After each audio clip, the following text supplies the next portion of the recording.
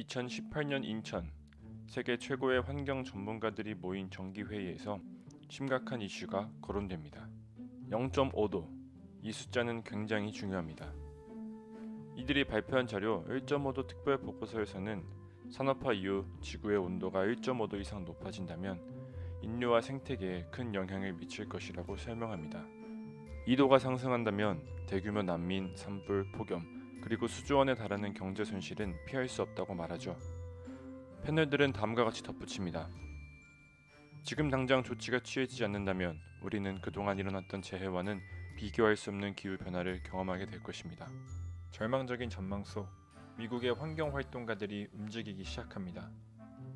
그들이 1.5도 특별 보고서에 내놓은 답안, 바로 그린 뉴딜입니다. 사실 그린 뉴딜은 이때 처음 나온 개념은 아닙니다.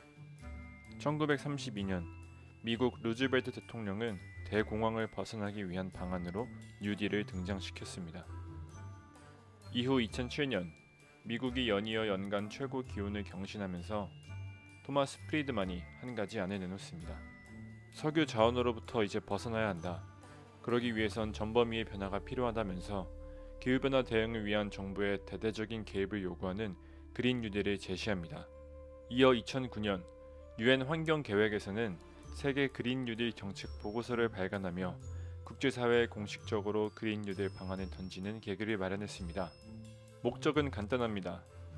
석유, 가스 기반의 에너지 사용을 완전히 새로운 에너지 체계로 바꾸는 것. 다시 말해 탄소 배출을 0으로 상쇄하자는 것이죠. 우리나라도 작년 한국판 뉴딜 정책을 출범하면서 그린 뉴딜도 함께 제시합니다. 이상기후, 산불, 미세먼지 등을 체감하면서 이제는 환경이 달라지고 있다 라는 사실을 더 이상 부정할 수 없게 되었죠.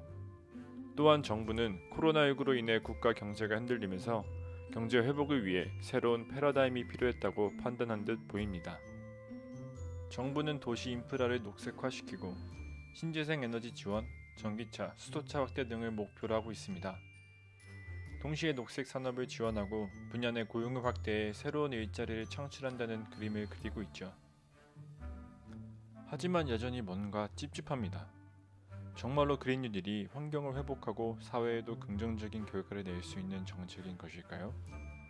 그린 뉴딜이 목표로 하는 에너지 체계의 변화를 달성하려면 몇 가지 걸림돌이 있습니다. 현재 우리가 누리고 있는 공공재, 즉 난방, 보건, 교통, 교육까지 많은 것들이 사실 석유가스 기반의 에너지로 운영되고 있습니다. 재생에너지가 이를 대체할 수 있을지는 아직 미지수죠. 한 가지 좋은 소식은 미국 금융회사 라자드의 2019년 보고서에 따르면 이미 재생에너지가 석유가스보다 더 경제적이 되었다고 합니다. 재생에너지가 효율적인 방안이 될 수 있다는 말이죠. 그렇지만 이는 재생에너지가 총 에너지 생산의 10%를 차지하는 미국의 경우고요. 겨우 1.9%를 기록하고 있는 한국이 이를 이룰 수 있는 꿈인지는 지켜봐야 합니다. 그린 뉴딜을 통한 경기 부양은 어떨까요? 새로운 분야에 새로운 일자리가 생기는 것은 당연하겠지만 그만큼 기존 산업 내 종사자들에게는 위협으로 다가오겠죠. 또 신도시 및 주거단지 개발로 사라지는 살림을 보고 있으면 과연 그린 뉴딜로 경기 부양과 환경 보호를 이룰 수 있을지도 의문으로 남습니다. 달라져야 하는 것은 분명합니다. 달라지지 않는다면 우리가 마주할 지구의 미래는 그리 오래가지 못할 것이니까요. 동시에 우리는 질문합니다. 과연 이 변화의 끝에는 무엇이 기다리고 있을까요?